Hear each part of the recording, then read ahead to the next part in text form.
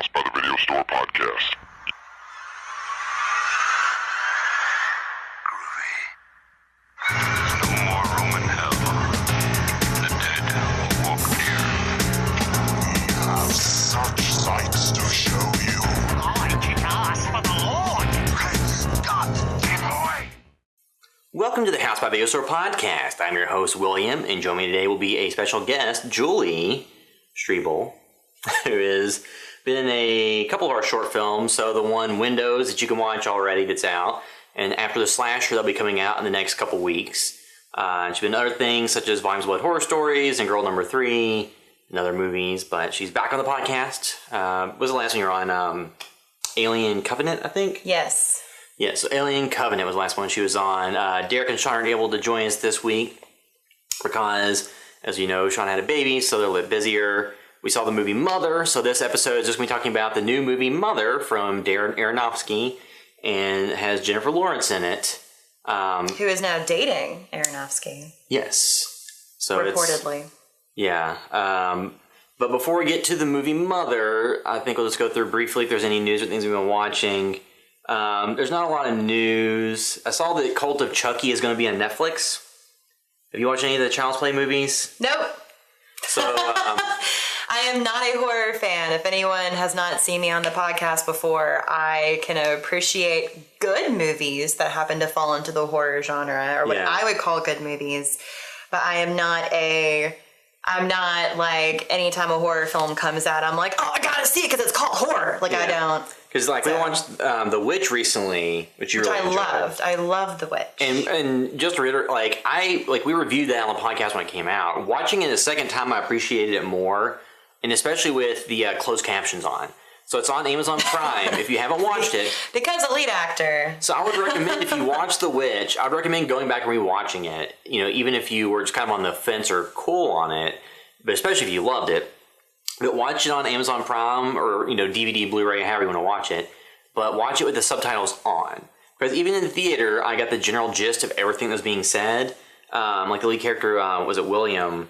Like some of the stuff, I still had a little bit of trouble parsing out exactly what he was saying. He's a good actor, but it's not that he didn't enunciate. They were using the dialect. I love the fact that they use the actual historical dialect of that time. Like, they were from England, so they did not sound American, and they had that dialect. They didn't say, "Hey guys, what's up?" They were just like, "Father, why dost thou whatever?" Like, they spoke how people would have, They used the contemporary dialect of the time. Yes, and on top of that, though, the actor, unfortunately, just has a naturally gravelly, deep voice that, like, we were watching it in my living room, and I was like, I think you brought it up. Well, you had turned the, volume up a few times, or I think I did, and then I just turned on the closed caption. Yeah, which, I have a baby sister who wears hearing aids, and so I've lived with my parents in my early 20s, and so,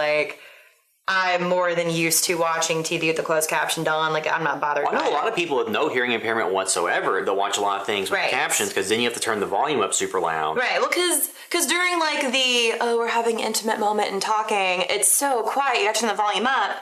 And especially because actors do the whole naturalistic thing, and they're just talking like this, and I'm like, I can't tell what the fuck you're saying.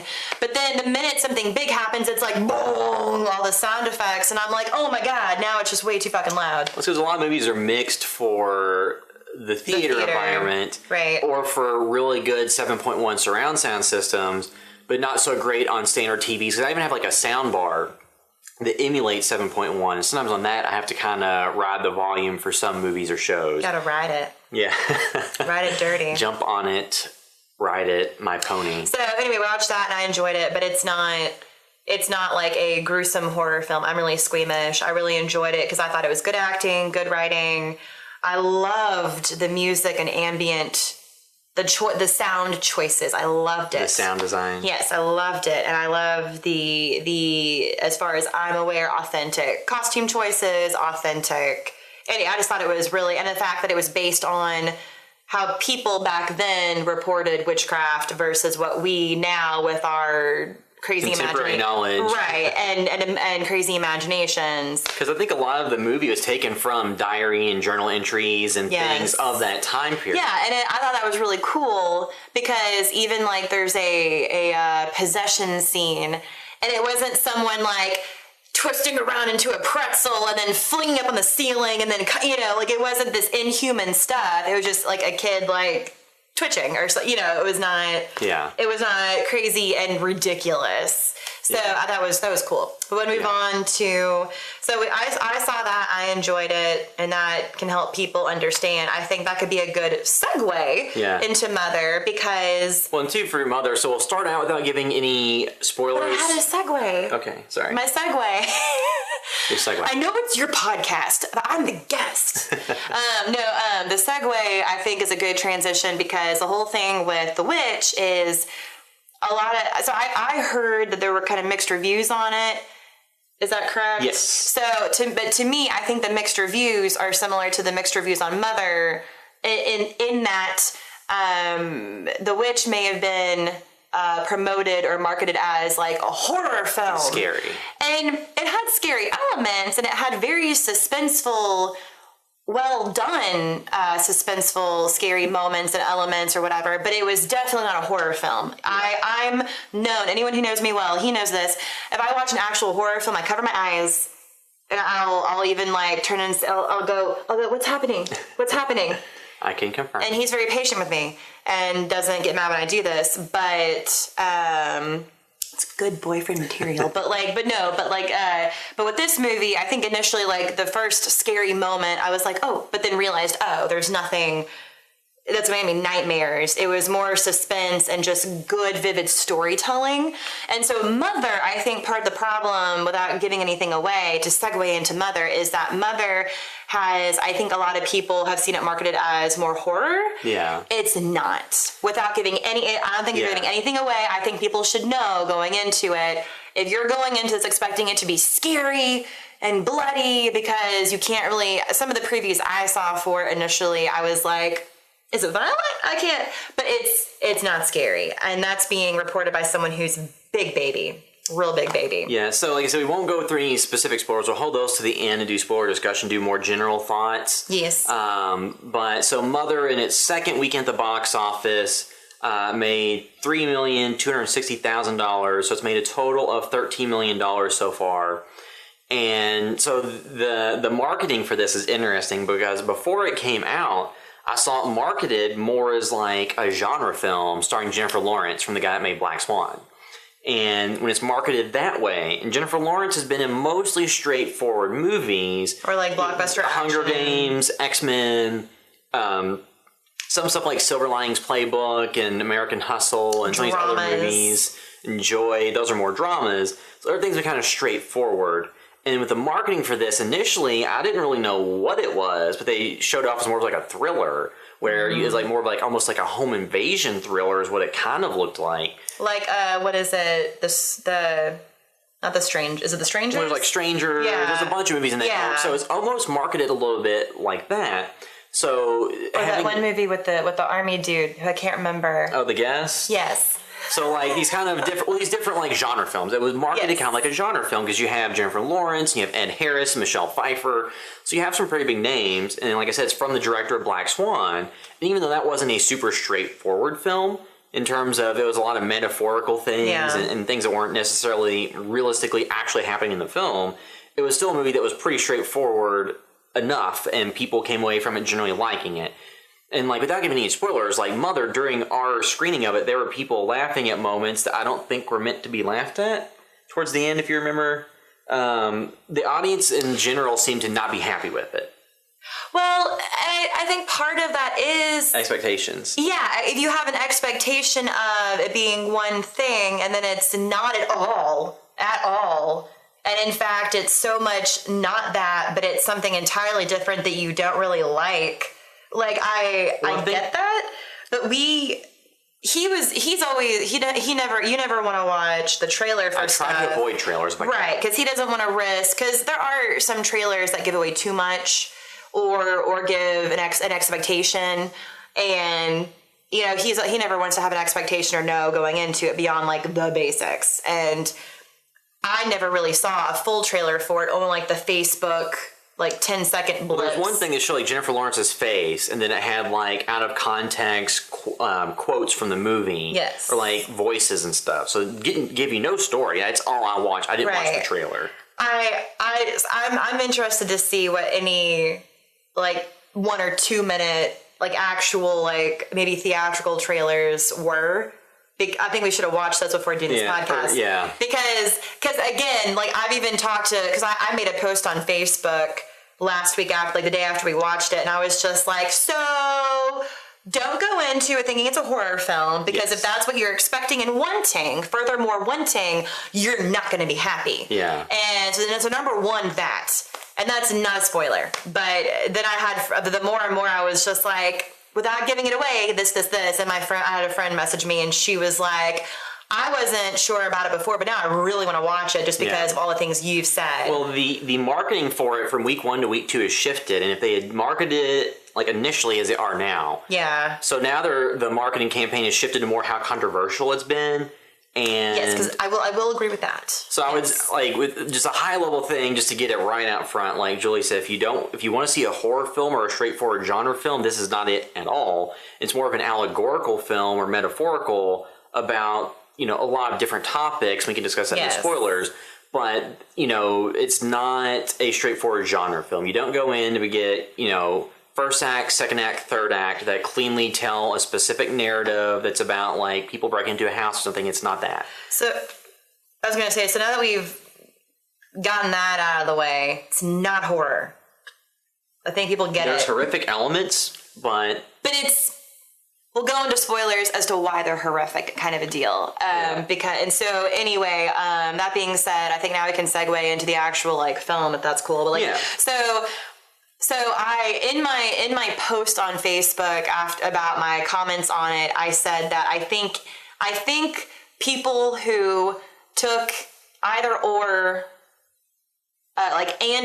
or a theater history class or theater appreciation or modern theater class, anyone who took those classes and enjoyed them will be able to enjoy and appreciate this film. And by that, I mean that during a lot of the film, so for those who don't know already, I was a theater major in college. So I've done film in recent years or tried to get into it, but my background is stage acting. So that being said, a lot of this film, from beginning to end, there are a lot of moments where I was like, oh, this reads or performs like a stage play is how I kind of felt about it. And because of that, and the thing about modern theater, anyone who's familiar with Angels in America, if you're in Louisville, it's currently playing at Actors Theater of Louisville.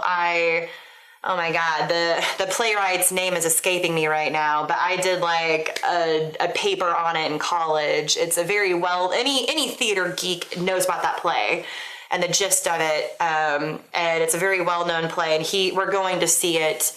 We should do a podcast on that. People may not care, but we're going to see it in October. And that's a prime example, though.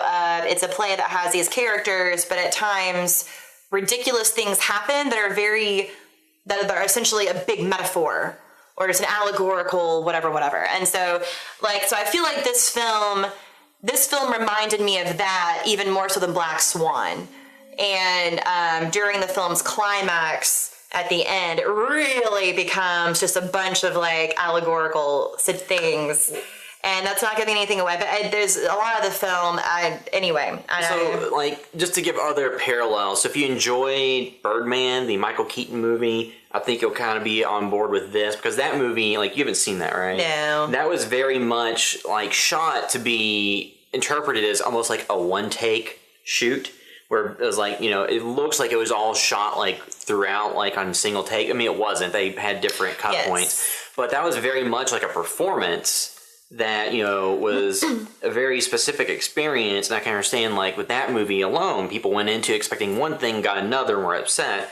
With Mother, like, getting to the actual nuts and bolts of the movie, just a very basic plot is you have Jennifer Lawrence's character and Javier Bardem are married. Mm-hmm. He's a poet. She's his wife. She was the one who renovated his house. And that had previously burned. It had previously been burned down. And Ed Harris shows up, unannounced, thinking it was supposed to be a bed and breakfast.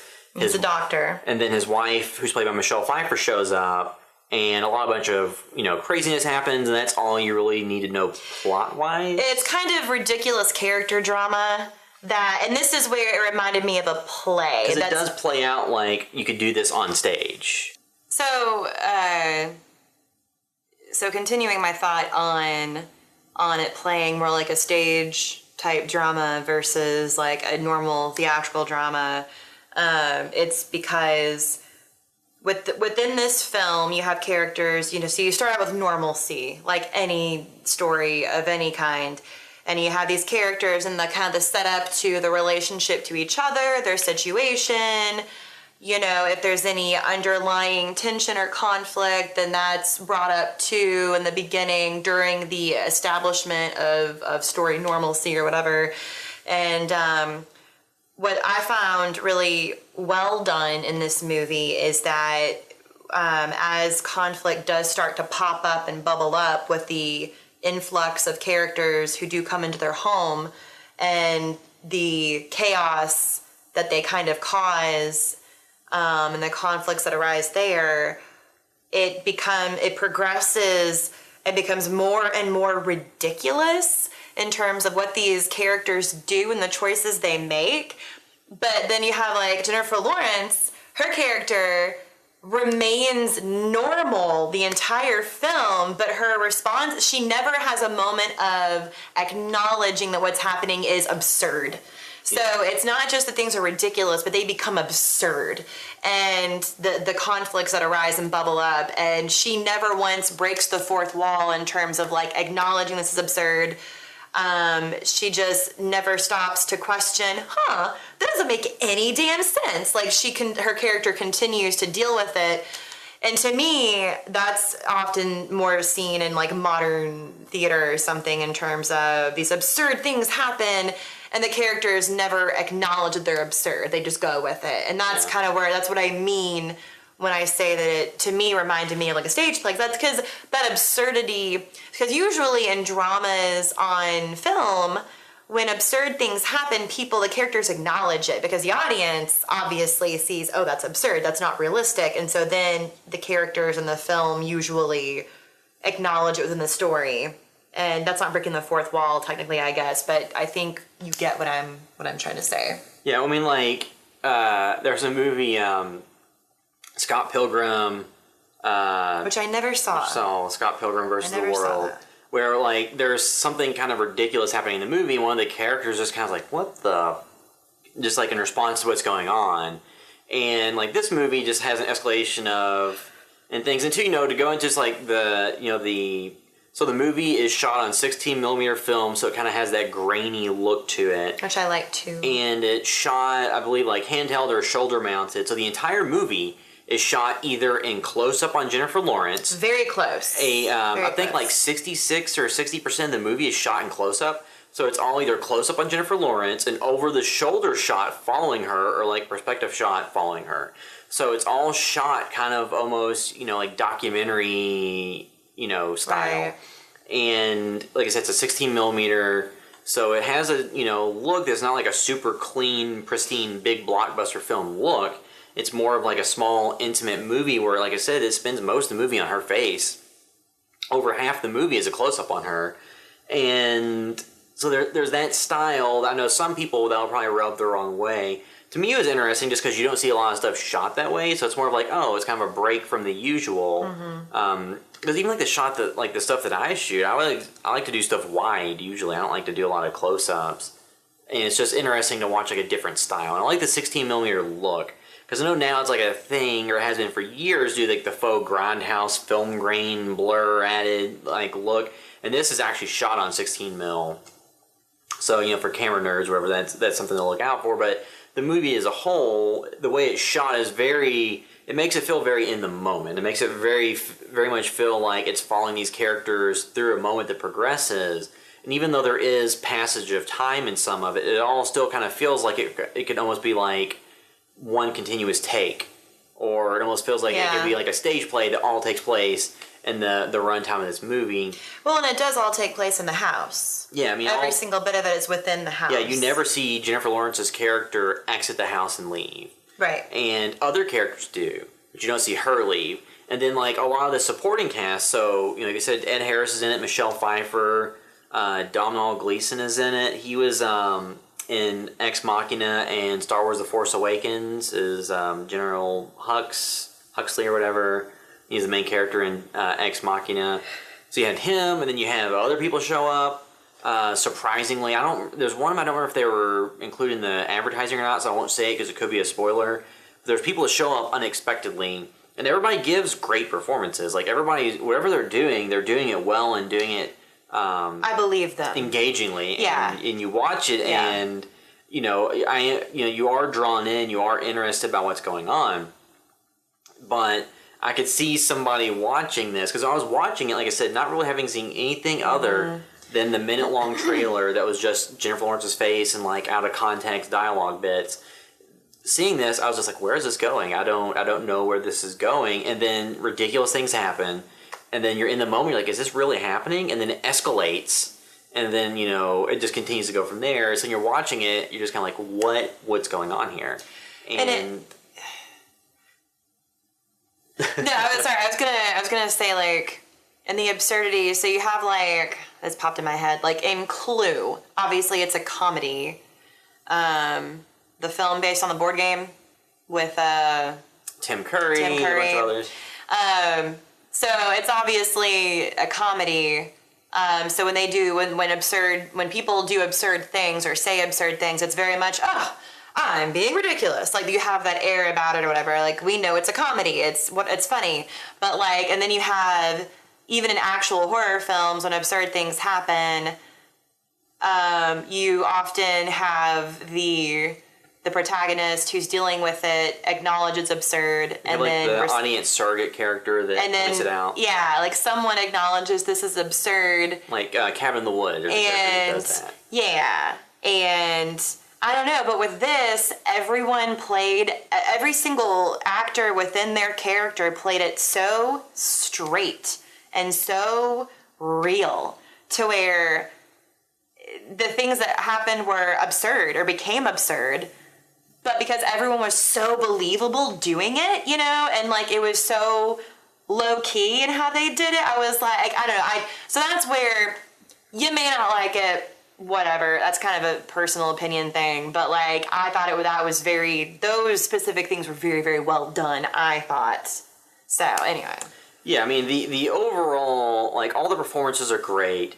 Technically, I thought it, for the way they shot it, I thought was an interesting take, and it's the type of thing you don't see very often, especially in movies with, like, somebody Jennifer Lawrence's caliber. You don't see kind of that style employed very often, aside from, like, one-off shots or parts of it. So it's definitely a movie that looks a little bit different than what you're seeing, at the multiplexes. Yeah. And it has performances that I think would fit into a genre film, but that's not what it is.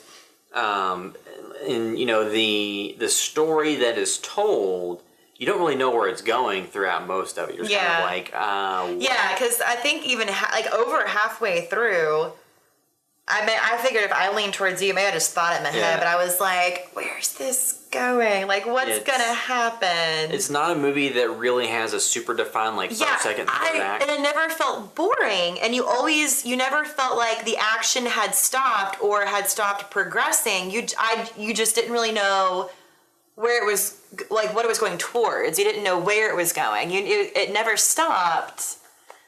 It just, and it did have a definitive climax and then ending. That's the thing too. Like, I hated. There is an end point. Yes, there is a definite end point. I don't know. So I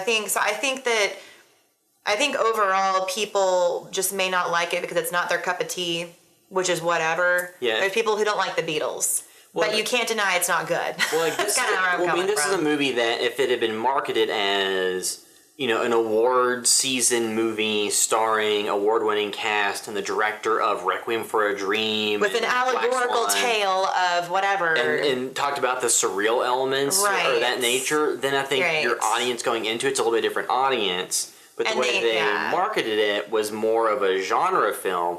And, we saw this on a Tuesday when it was like the cheaper movie ticket night. But I could absolutely imagine there being a packed audience that went to see this. So the Jennifer Lawrence crowd showed up, who love Hunger Games and X-Men and other movies, and then they show up to this and they get a movie where, without giving the spoilers, the meaning is more metaphorical and allegorical than it is literal.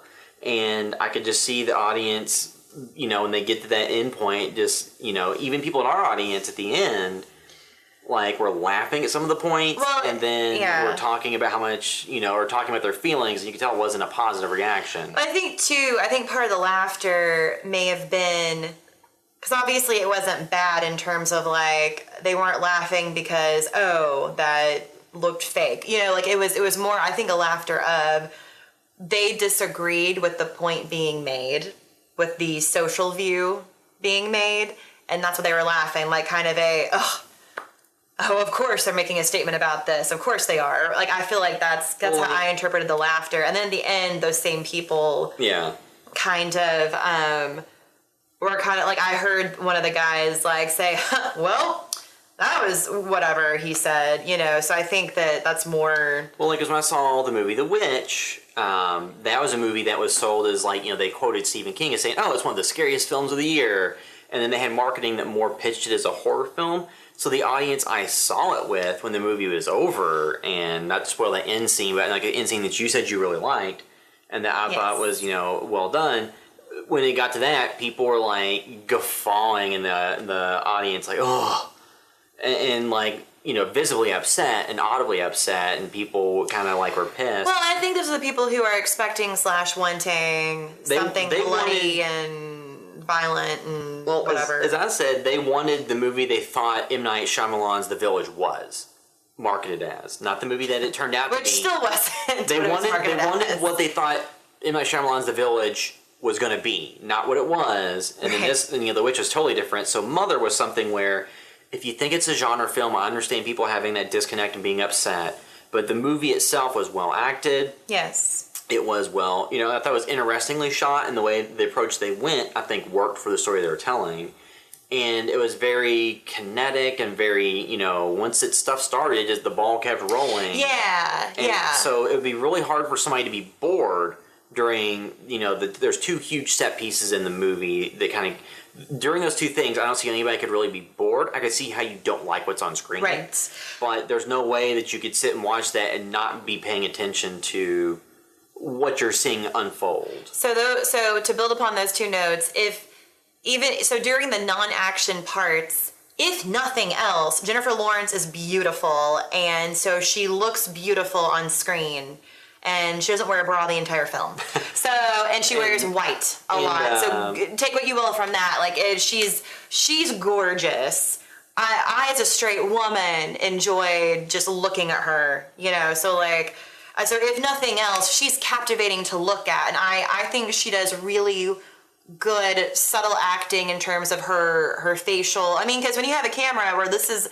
So the frame is like this pretty much. And like she's beautiful anyway, but she had just beautiful, like, emotional responses in just her facial expression alone, because she doesn't really talk a lot during the entire film. She's reacting. Yeah, she's very reactive, but most of her acting is silent, and I thought she did a great job. I never saw Silver Linings Playbook, so can't compare to her acting in that. Like that. I keep meaning to, but like I thought she did great, and So if nothing else, she's captivating and beautiful to look at. If for no other reason, but also during the, oh damn it, I forgot the other thing I was gonna say. It was those two set pieces, and you won't get bored. Yeah. Shitfire, I forgot. I mean, because I got distracted by Jennifer Lawrence looking really pretty. Oh, I'm so sorry.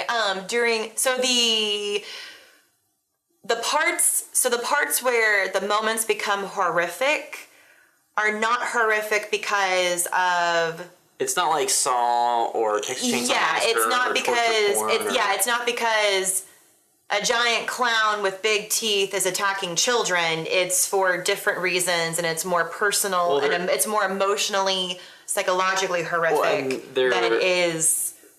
Yeah. There is one moment, like we'll get to the spoilers here just in a second. There is one moment just based on the concept of what it was that just happened, you would think would be horrific and that you'd be disgusted by it. But there are other parts that are more disturbing that on paper sound like they'd be less. So we'll keep dancing around spoilers. So I think what we should do is just give like an overall score and then move into spoilers. Because I mean, I'm sure all people want to hear like the discussion of what we thought happened in this movie. Because I think that's a lot of what it is. You need to go in just knowing what to expect in terms of the type of movie it is. Or knowing what not to expect. Yeah, or knowing that it's not a straight genre picture, a horror film. Yeah. It's more of like an award season allegorical film. So, Terrence Malick stuff like Tree of Life or Birdman, these movies where it's not like plot point A ends at plot point B, B ends at C, the movie's over. It's more, it's not the type of movie. So knowing that, I think is all you need to know. And if you really like Javier Bardem and Jennifer Lawrence give great performances, Ed Harris, Michelle Pfeiffer, she looks great in this. Haven't seen her on screen enough recently. Twice my age. I wish I looked like that. My God. She looks, is like, Batman Returns, when she's Catwoman and stuff. She still looks amazing. Other people that show up in this movie do a good job too, so I don't want to spoil some of that. But all the performances are great. All those aspects are good. So giving this movie a score out of 10, kind of, an arbitrary number doesn't necessarily, you compare like, oh, this is a 6 to this is a 7, things like that. But in terms of giving this movie a score out of 10, what would you give this? No, you first. Okay, so I gotta think about it. So I think, to me, I'll give the movie like a 7. Because I think it's well acted and shot and it's interesting. And it has like, the underlying message did engage me in, thinking about it afterwards. And thinking about different aspects and how it relates to my life or your life. Just, we'll get to that in spoilers. So there's the elements of that where, all that I thought was entertaining and it was engaging and I enjoyed it. I don't think it's like my top 5 or top 10 of the year, but it was definitely something I enjoyed and will go back to and rewatch at some point down the road. Because I don't think it's an easy watch. No. Once you've seen it. No. But, so, I think it was an engaging movie. I could definitely see how some people would go into it and come out giving it a 2 or a 1 or a 3 because of expectations. Mm-hmm. I think if you go in properly adjusted and it's the type of movie you want to see, then it's worth seeing, and it's like, to me like a 7, like a good movie that I'll probably go back to at some point. I don't like it more than Black Swan, that Aronofsky did. Some of his other films, like Noah, I never saw, but, like Requiem for a Dream and his older stuff like Pie, like I did see those. Noah's not great. But, so, I don't think this is better than Black Swan, but I think if you're, I think it's something, if you like his work or those types of films, something to check out at some point. So I give it a 7. Entertaining enough to recommend if you're into that type of movie, but not a knockout hit that everybody has to watch, because it definitely is going to turn away some people. Yeah. Yeah, I mean, I'd probably give it a 7 too, just because, like a 7, 7.5 or something, just because I think pretty much all of the individual elements, acting, the sound design or whatever used, any special effects they used or whatever, I think all of the individual aspects were each very well done for what they were. However,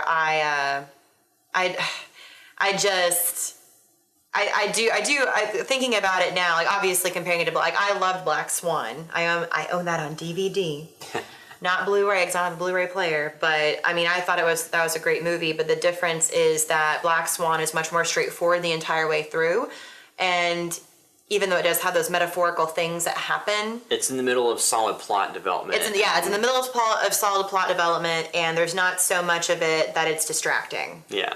Or at least for, I think, most people. And it's much more straightforward or whatever. And whereas this, that's where I go back to, unless you can really appreciate that artsy-fartsy, pretentious, like, modern theater bullshit, even that's too much for someone like me who has studied that shit. Like, it's like, okay, I could definitely see people even going in and saying, yeah, the acting was good, but for fuck's sake, that's fine. Yeah.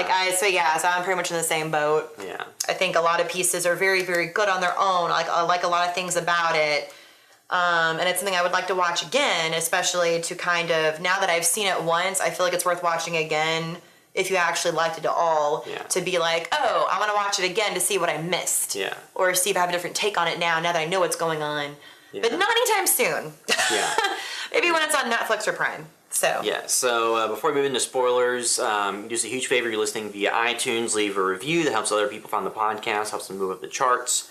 Find all the work from us at housebyvideostore.com. Our site just got a redesign, so if you check it out, it looks a little bit different than the last time you saw it. So that's cool. You can make sure to follow us on YouTube, Facebook, Instagram, Twitter, all those places. We have some new short films coming out soon as well to check out. One that Julie's in, and one that will be coming out as well too that Chad directed. And my baby sister. Yes, and your sister is in After the Slasher as well. Yes. So you can check that out. Her film debut. Yes. Because she did stage in high school, but it's her first time on film. But she was great. Yes, did a good job. Better than me. Check that out in the next I've couple had weeks. years. So, yes, you can find all that stuff at housebyvideostore.com. You can find me on the internet, specifically on Twitter at will_droid. Make sure to follow us on Instagram, HBTVS_official, because we'll be posting behind the scenes things from stuff we're shooting soon, or different projects we're working on. And the best place for everybody to follow you is your acting page on Facebook. Yes. Correct? It's just Julie Strebel Actress on Facebook. Yeah, I mean, you can, and here's the thing, I'm sorry, if I don't know you, or we have a ton of mutual connections that I know well, I'm not going to accept a friend request, usually. But you can follow me because I do post a lot of things publicly. I'm not good about updating my acting page. I should be better about that because apparently it's more important for actors to be popular than actually good. So I should work on both being good, but also being more socially media apt. Social media apt or whatever. I'm also on Instagram. I do post more pictures on there. Yeah. Julie Strebel. I have a Twitter account. I'm literally never on there, so don't even bother with that. Yep. So now we move into our spoiler discussion of Mother. Spoilers. And so, like I said, if you don't know anything about the movie, go check it out. So in terms of the movie, so I did not read until after the movie what Darren Aronofsky himself said the movie is about, because he had said the movie was more about global warming. So. Full spoilers, the movie is Jennifer Lawrence and her character, Javier Bardem. I don't think that in the movies they say what their names are. Yeah, I don't know. I don't think so. So you just have that, he's a struggling poet who has no to write anything. She is his wife who remodeled his house for him. Ed Harris shows up, and then the next day his wife shows up, who's Michelle Pfeiffer. And it turns out that he's actually just an avid fan who found where they live and wanted to come see this poet that he loved because he was terminally ill and wanted to see him before he died. His wife comes, and then they're working on some aspects of his will that's going to leave one of his sons out of the will. The doctor, Ed Harris's character. Yeah, Ed Harris's son. Ed Harris, he's sick. His wife is Michelle Pfeiffer, so he's going to do something with his will that leaves one of the sons, played by Domhnall Gleeson from Ex Machina and Star Wars. He shows up, the brothers fight, he accidentally kills the brother, or he gravely injures him. Both brothers, so both sons, show up, and that's where it played kind of like a stage play. And it escalates and gets ridiculous. To me, that was just I don't sit on film very often the way it played out, in terms of high drama, boom, 0 to 90, as soon as they enter, they're whatever. That rarely happens on film without it being over-dramatized. Yeah, so you have all that stuff, so they take the kid, or the Ed Harris and his wife. They take, Ed Harris and Michelle Pfeiffer. They take the son that was injured away, and the son that did it kind of, hangs around and disappears. You don't see him again. To clarify, injured to the point of the intent was to kill. Because he gets hit in the back of the head with a doorknob. Yes, and then it's bleeding from his head. And Jennifer Lawrence watches this happen, so she's obviously terrified for her well-being. Yeah. Of the attacking son. And then she has to clean up the mess when they go to the hospital and leave her alone. And she's very upset with her husband, Javier Bardem, whatever the fuck. Javier Bardem. Javier. He was in Anton Chigurh and No Country for Old Men. So I know who he is. I'm just saying I'm bad at pronouncing things. If anybody hasn't seen. So Javier leaves with the doctor, Michelle Pfeiffer, and then the injured son because the attacking son has gone off he's gone off and left the house. It's nighttime. And Jennifer Lawrence is just please don't leave me. And then he's like, oh, no, I have to. So throughout the whole movie, you see that recurring over and over and over. Of Jennifer Lawrence's character being in need. I need you. You're my husband.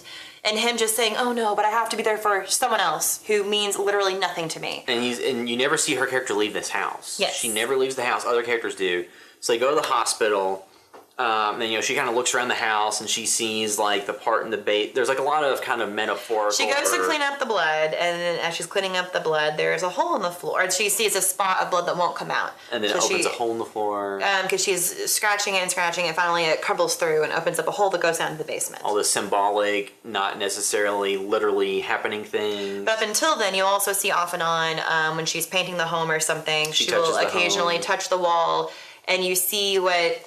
It's supposed to be like a heart beating, but it doesn't look like an actual heart, really. Yeah. You just like know what it is because it's... And to me, that ties more into the thought that the movie's supposed to be about Mother Earth and global warming. The home is the heart, or heart is the home, or whatever. And she's trying to take care of it. Just making it super literal. But then, the next day, or, soon after when Javier Bardem's character comes back, Ed Harris, Michelle Pfeiffer, their son died, and then he says they can throw the wake at their house. So all these strangers come in, they start like painting the house, and people kept sitting on this sink that was not anchored to the wall, and then Jennifer Lawrence keeps warning them, and then they're just being dicks and they're jumping up and down on it, and then it knocks it off, and there's water spraying everywhere, and the situation's just escalated, and it's ridiculous.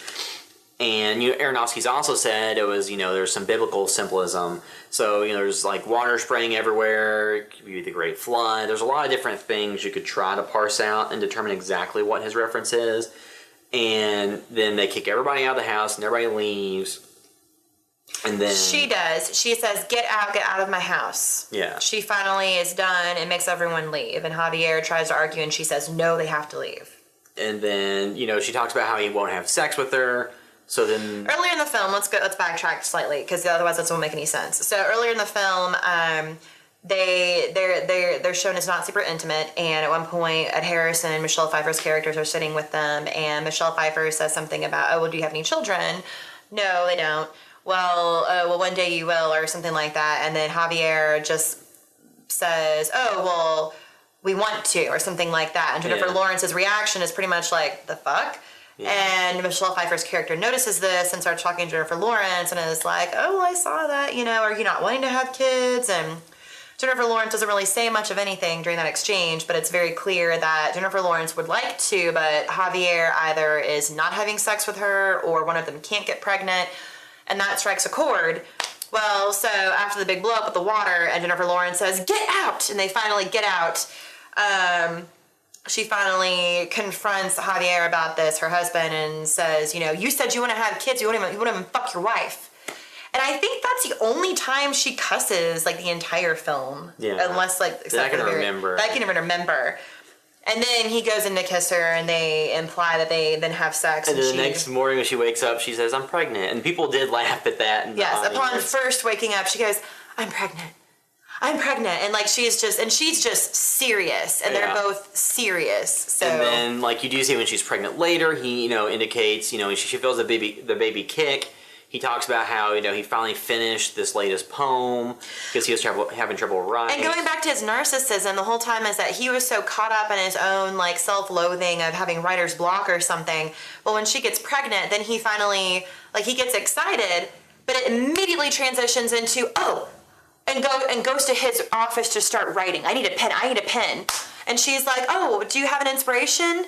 And, you'd think it'd be something sweet, like, "Oh, well, the fact that my wife is, who I love and adore, is pregnant, it inspired me." Nope. That man's stories, referencing fucking Ed goddamn Harris, not his fucking wife. So it's about him.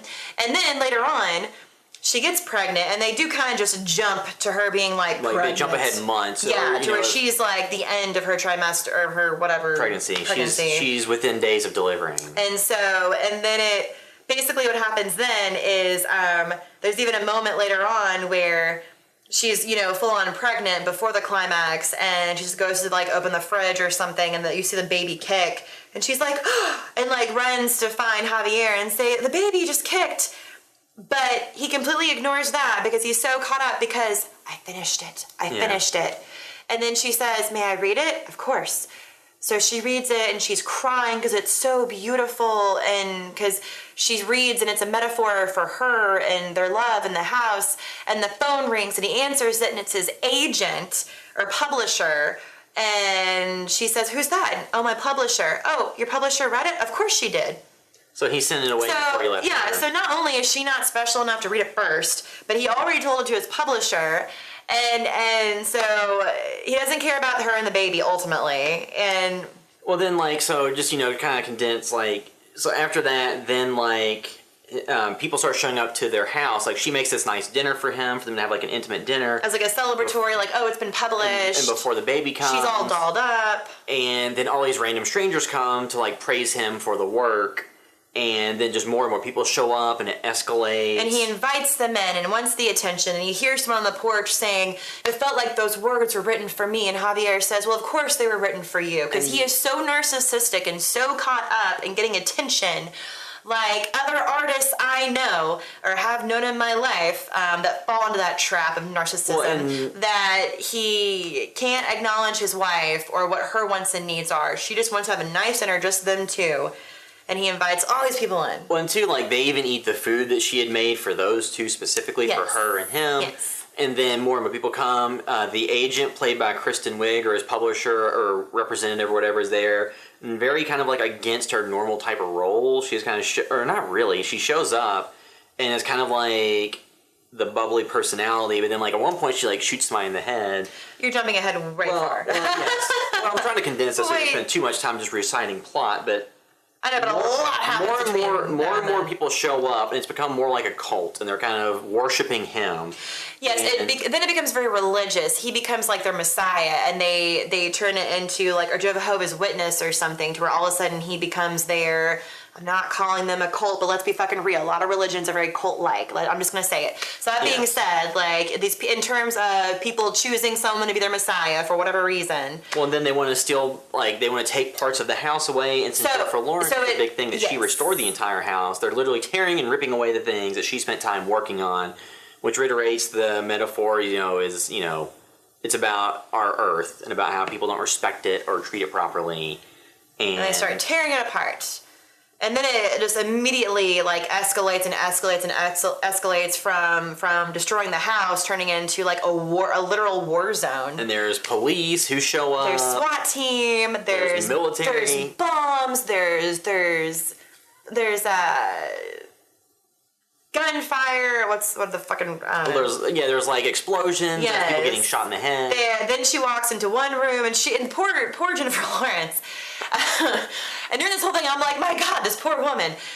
Then she stumbles into one room, and then they have all the women caged up, and that was the human trafficking thing or whatever. And then so you have all that escalation. Then when she gets to the point that she's about to go in labor, Javier Bardem's character, he had boarded up his study where he does all of his work, and then he tears those off, and they go into his office where she then gives birth. And he wants the baby from her to show to the people, and she says no, so she holds it. And he just literally sits there and watches her for a goddamn creeper. A couple of days until she falls asleep. And the second she falls asleep, he takes the baby and gives it to his followers, who then tear it to shreds and eat it. Literally, pass the baby around, you hear a snap sound. And poor Jennifer Lawrence wakes up just in time to hear the crowd screaming, because they're obviously holding the baby, and she goes down and sees the crowd passing around her newborn, and she is trying to fight through the crowd to get to the baby, and then you hear the snap, and then of course she's like, no, and tries to go. Well, then, and to us as non-parents, that was disturbing to see. This mother who just gave birth, literally fighting and clawing through a crowd to save her baby, knowing the baby's dead. And then she gets to the baby, and there's this weird altar, and they've literally torn apart the baby's body, holding things in their hands, eating. So I guess that goes back to a metaphorical religious thing. I don't know, the body of Christ. Yeah, could possibly. Well, and I think it's also a metaphor, for an artist, that you spend all this time creating a piece of work, and then you give it back out to the fans who wanted it, and they tear it to shreds. So I think there's a lot of symbolism in there. Maybe if it's not, Because Aronofsky hasn't said that this was about. Yeah, but for people who do art. The creative process. And you get to see, like, oh, this is how the spouse of a creative can suffer when their partner is never satisfied because they're not creatively satisfied. And then the second they do get something done and get it put out, they're more concerned about other people's opinions and those close to them.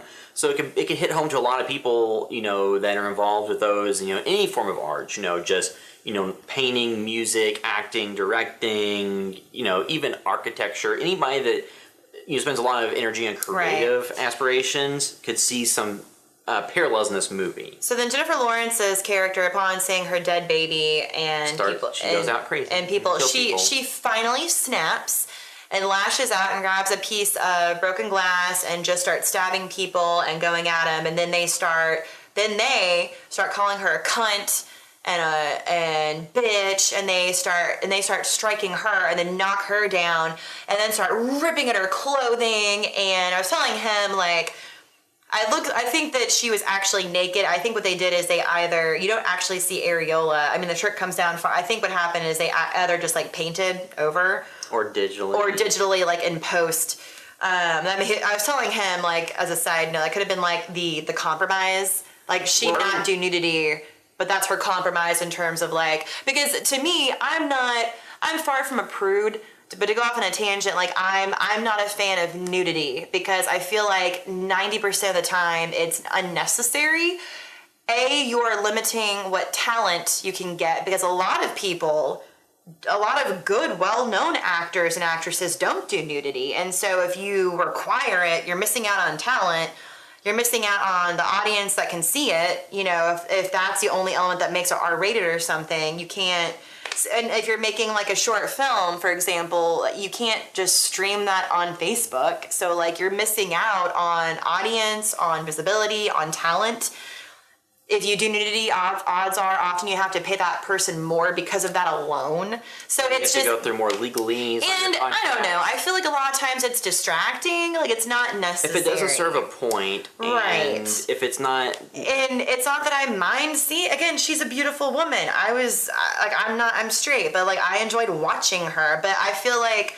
In this, but all that is to then explain that I felt like in this scene it was effective. It was truly effective to have that implied nudity because she's gone through hell in terms of all this shit that she dealt with, and now her baby's fucking dead, and she finally lashed out, and now they're literally beating her, kicking her, calling her bitch and cunt, and then ripping down her clothes and exposing her.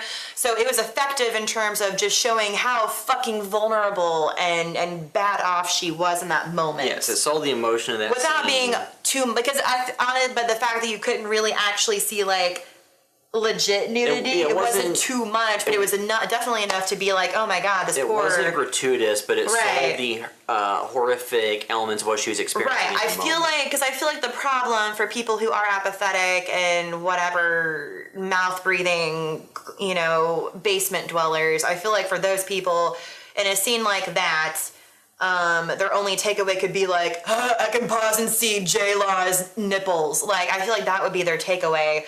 But I feel like in this scene, the way it was done, and B, just the build up to that moment. It wasn't sexualized at all. Yeah, I feel like the build, because a lot of times, even when there is violence with nudity, it's still sexual in some point, or people make it that way. And they use a vulnerability excuse, and it's really not. It's not more effective just because they didn't have proper build up or acting or whatever. But in this moment, I did find that effective, and it wasn't distracting because you didn't see areola, and I don't believe that her areolas are the same color as the rest of her skin. Well, from earlier in the movie with the shirt she was wearing. Yeah, there's in the opening scene, she's wearing a very sheer white thing, clearly. Not to spend too much time on her breasts. But it was helps sell the vulnerability of that scene. And then like Javier Bardem's character steps in and stops it. And then she goes into the basement where there's like, I guess, the oil tanks that fuel the furnace or whatever. Yeah, that she earlier discovered when she went down there. She then, ruptures the tank or makes them leak and then sets it on fire, and it catches the entire house on fire and blows it up. And then you see her character kind of charred and burnt, and Javier Bardem's character takes her upstairs to the room and then takes her heart out, asks her, if he can, she's like, I've given you everything else, take this too. He said, but you still have your love for me. And she says, yes. And then she says, take it. That's all I have left for you. And so he takes the heart from her. And then earlier in the movie, you saw he has like this diamond thing that was from the fire. So the movie opens with a woman who's not Jennifer Lawrence, and it's just her face, and she's like going up in flames. Similar. She's going up in flames and being burned alive. Well, and so that's where the film comes full circle, because Benicio J. Law's character had the exact same experience.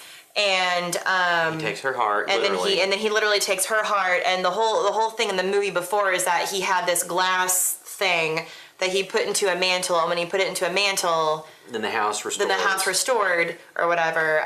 So that's what happens at the very end of the film. J-Law, he takes her, it's a cyclical, her heart. He then crumbles it, and it's the glass thing. And you see that it's a cyclical thing where you could take this as Darren Aronofsky as a director finds women to be creatively fueled by, burns through, is done, and moves on to the next one. You could take that away. I don't think that was his intention, but I know some people have stated that, or pointed that out. But I think it's just the creative process can take so much, and you kind of have to start fresh, things like that. And it's also we take advantage of Earth, and don't really respect what it gives us. It's like it's kind of like the Giving Tree. If you remember that story about how the tree gives, the heartbreaking book. So that it's it's almost kind of like that in that this woman gives everything she has and then more, willingly. And it's like the Giving Tree is more of a bittersweet story. This is more of if it just ends after Jennifer Lawrence's character dies and you sympathize with her, then it's kind of a horror story from her perspective. But the movie is about not taking not respecting what you're given. Taking advantage of, the earth, taking advantage of partners. Narcissism is wrong. And because Javier Bardem's character is very self-involved and never really looks externally, because his wife loves him, and I think he loves the idea of her loving him, but he doesn't appear to love her. Correct. So you have kind of this thing that, a lot of people can see this and see elements of relationships they're in or have been in, and, things like that. So it's got a lot of these different things going on the surface. And there's a lot of things going on metaphorically or, just allegorically or, just looking at it. So there's all these different things you can take away from it. You make a bunch of biblical references because there's one point there's a frog in it or something that hops out. So people are like, oh, it's a plague. So there's a lot of biblical references you can make. And since he made Noah, which was very specifically a biblical reference and based on Bible stories, you can see that he has referenced things from the Bible here. Is making parallels. He's making parallels to the creative process and parallels, to just creative people that, are destructive to those in their lives because they don't respect their, contributions. There's a shit ton of metaphors and takeaways. So the movie, I think the big takeaway was the movie was not a point A to point B plot. No. It's supposed to be taken literally. It's more of, it showed you a story that, is a cyclical thing that's going to continue happening. And that alone could be a metaphor for religion in terms of, there's the people who take the Bible or the Quran or any other holy book literally from first to last page are often seen as fanatics or extremists, no matter what the religion is, just because it's a lot of it, people kind of acknowledge even now in modern day, the people who are religious kind of like, well, a lot of it is metaphorical. And so... But you have, people in the film taking things literally. Or doing things literally.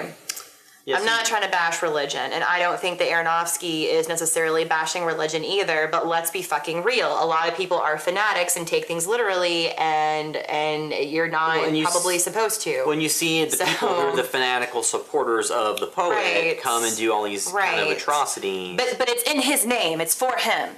And two, and that's their excuse. He's so narcissistic that he is more apt or more looking for their approval than the approval of his wife. And he's more okay with them. So you have all these different things going on that you can take away from the movie, and also is a metaphor for motherhood, obviously, because Michelle mother. Michelle Pfeiffer's loses a son. Michelle Pfeiffer has a thing with Jennifer Lawrence early on where she has kind of a petty moment after hearing Jennifer Lawrence or having that exchange where Jennifer Lawrence implies that she wants to have children but they can't or won't or whatever.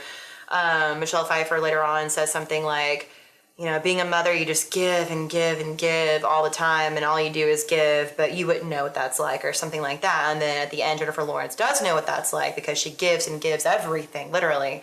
And it's all for nothing. They're taken advantage of. When the movie resets, and like after the very end, after Jennifer Lawrence's character is burnt, and he has like her heart, and it resets, the next morning you see a character wake up in a scene that mirrors the beginning of the film. Yes. And looks similar to Jennifer Lawrence, but it's a different person. So, you know, it's just kind of like this looping story that, you know, would, if it was to continue on, would likely mirror the events or be very similar. And it's just about how this poet needs inspiration to create from these aspects that happen in his life. No matter the cost. So, and then, you know, it's also just about people don't appreciate, you know, like this house is earth and mother built it and did all the restorations, and people don't appreciate it and just take from it and destroy it and all this stuff. So there's all these different things going on, but yeah, it's not really meant to be taken straightforward. No. And some people even said they took the movie as a comedy to some extent, because there are some comedic elements. And then if you view the entire thing... Well, because it is so absurd at times. Yeah, how over the top it is. So Yeah. you can come away from this thing as a dark comedy, too. Yeah. But was there any other thing you wanted to point out in terms of, like, what happened in the movie, like, story-wise, or what to take away? J-Law's hair is on point. If that is, in fact, her real hair, oh my god, I want to know what she uses. Of course, they did have professional hairstylists. Well, a lot of it was in a hair. braid, wasn't it? A lot of her hair is in a French braid, which that's how I wear my hair most of the time. And she had, like, no makeup, or... It was the minimal screen makeup just to get rid of her blemishes. Yeah. And so I don't know. I thought that was cool. So I'm mirroring her character with my French braid, no makeup, and no bra today, because I was inspired. And I don't have a crush on her, even though it talks like it. It's more of like, I just really enjoyed her performance, and it's like, oh man, I wanna be like J-Law. I wanna be 24 and a goddamn Academy Award winner. Well, and you see, like, she's gone from like those big franchise films like Hunger Games to these more experimental films like this. Because she can. Because, you know, you also, the Beatles became famous, and then we're like, now we're going to do what we really want to do, which is experimental weird shit. And two, the age she's at, having already won her Oscar, already succeeded. She's already done she good. She can branch out. You know, she's been in the blockbusters that pay the bills, been in the art films that win the awards, so she can continue to experiment different things. So hopefully she will not be discouraged by this to continue to operate in different types of films. She seems to be a strong enough personality, you know, and that was interesting too, is like, her personality reminds me of mine in terms of, like, she's outspoken, she can be abrasive at times, but she's not a bad person. Or like rough around the edges, but it's more that she's just an outspoken person who speaks her mind and is opinionated, but also is just like a real human being. She seems that way, but her character in this film is not like that at all. Yeah. Her character in this film is very meek and soft-spoken and kind of did what she was told until she was pushed to the fucking edge. And I was pointing out to him, I've seen Noah, which I did not know that he did, that Aronofsky did, and I saw Black Swan, obviously, and I'm like, I've not seen his other films, but between Black Swan and this, I'm like, so he likes female protagonists who are very meek and timid and do what they're told until they're pushed to the edge, and then finally, like, become a Black Swan or start cutting people in their living room after their baby's eaten alive. We'll have to go back and watch Requiem for a Dream. It's about drugs and... Well, yeah, I've not seen. Has, Jared Leto in it and Jennifer Connelly and. But yeah, so I only had those three films, Noah, Black Swan, and this to reference from in terms of like protagonist. So I was like, that's interesting or whatever. But just knowing how Jennifer Lawrence appears in interviews and other things where she's in real life not acting. Yeah. This was a stark contrast. So to me, that's her real personality. So to me, as an actor, you know, it's usually more fun to play characters who are different than your actual self because there's more for you to actually do. But it also speaks to her as an actor, talent-wise, in terms of being able to believably play this character. Yeah. So, I don't really have anything else to say. Yeah. So like I said, it's, you know, I think everything I pointed out, I've already said, you know, in terms of it's not a horror film at all. There's some horrific elements and there's a little bit of gore in it. But they're like emotionally horrific in terms of like as a human, they're from a human standpoint, it's like, oh God, how fucking terrible. It's not played for exploitation. It's paid. It is for shock, but it's in service of a story. So it's a movie I'll need to rewatch at some point, but not anytime soon. Like I was kind of emotionally exhausted afterwards because.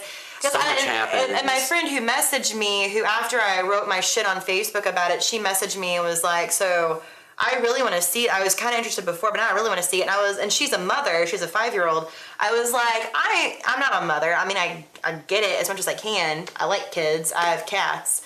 But like, I would like to hear from a woman who's actually given birth and has a child, like hear what that scene was like for her experience. You know, Sean and Nicole just had their kids, so he hasn't had much time to see movies. I'll be interested to see what his perspective was, or, her perspective just having had a kid. Yeah, oh man. Watching that, because I'm sure because I've read some people who watched it while pregnant or just recently giving birth were, quite affected by it because it was in scenes, so. Yes.